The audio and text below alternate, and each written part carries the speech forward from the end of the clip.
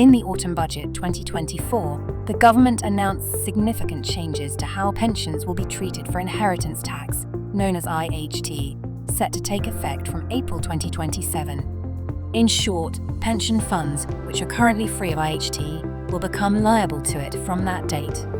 These proposed changes are subject to further consultation, so the final shape of this proposed new legislation is not yet set in stone. However, the fact that this is even proposed is enough to shake up financial planning for individuals and their families. This has many implications. We will highlight a few examples.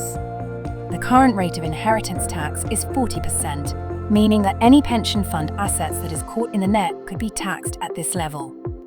Inheritance tax is applied once an estate value is above what is called the nil rate allowance, and each individual has a basic allowance of £325,000. This means a married couple have £650,000 in total.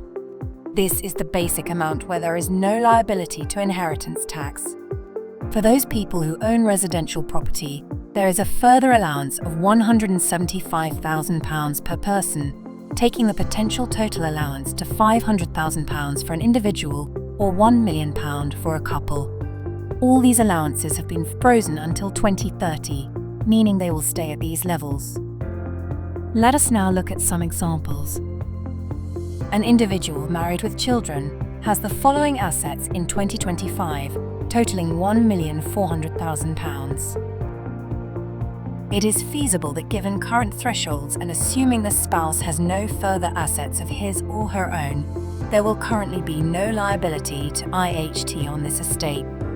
The combination of the thresholds being frozen and pensions being brought into the net can be explosive.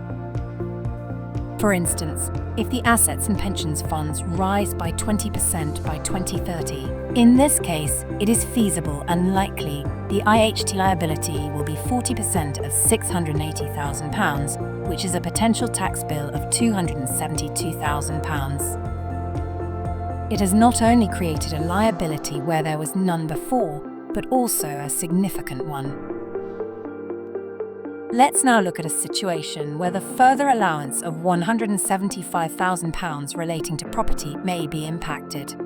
This extra allowance can be reduced once total assets exceed £2 million, so the pension fund could tip the scales, not only becoming taxed in its own right, but impacting the allowance, a double whammy. Currently, at or after retirement, it is common for individuals to draw income from their assets which may be subject to IHT and leave the pension to keep accruing value, as it is not in the calculation. Such a strategy that works well based on the current rules may not work so efficiently under the new proposed rules after 2027. There are other impacts beyond these examples.